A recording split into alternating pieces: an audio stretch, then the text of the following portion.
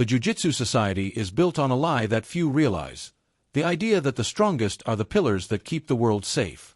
But behind the scenes, the truth is quite different. Within the Jujutsu elite, too much power isn't seen as a blessing, it's seen as a risk.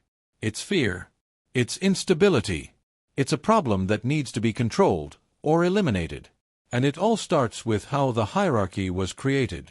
The superiors have ruled the organization for generations. They are traditionalists, conservatives, and completely obsessed with maintaining the status quo. Anything that escapes their control, anything that challenges the structure, anything that could change the rules, automatically becomes an enemy. And that's why exceptional sorcerers have always lived as anomalies. Feared, watched, and, when possible, used as tools. Gojo is the greatest example. He wasn't just born with the limitless. He wasn't just given the 6 eyes. He was born with power capable of shattering the foundations of the Jujutsu Society. To the superiors, this means one thing: an individual who can destroy centuries of authority with a single decision. And the worst part is that Gojo knows it. He's too strong to blindly follow orders. He's too intelligent to be manipulated. And he has convictions. Convictions dangerous for someone who lives off internal politics. The elite aren't afraid of the Gojo who fights curses. They're afraid of the Gojo who questions the system. But the fear didn't begin with him. Long before, extremely powerful sorcerers had already caused profound ruptures. Suguru Geto himself was a warning to the elite.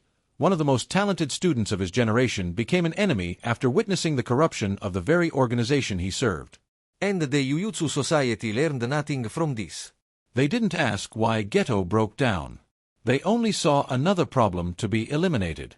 The same goes for Yuta, a prodigy with such absurd potential that the superiors feared even his feelings. They didn't see Yuta as a person, only as a ticking time bomb that could explode at any moment. If he fully awakened, who would guarantee that he would obey the hierarchy? Who would guarantee that he would remain useful? This is the logic of the Jujutsu Society.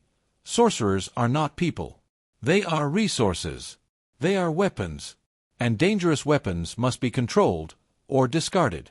That's why the strongest live trapped by impossible expectations. That's why they carry the weight of the world alone. That's why they are forced to face battles that the elite themselves could have prevented. The superiors would rather see a prodigy die than see him think for himself. And this explains why the organization collapsed so easily. They spent years trying to control the strong, and completely ignored the true enemies. Mahito, Kenjaku, Sukuna, they all grew up in the shadows of a hierarchy more concerned with maintaining its own power than protecting humanity. The Jujutsu Society doesn't fear curses. It fears change.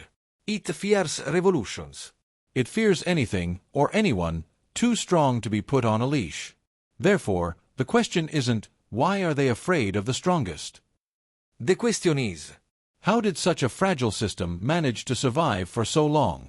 And the answer is simple. Because the strong, even feared, still carried the world on their shoulders. But that was a rope about to break. And when it finally did, Shibuya arrived.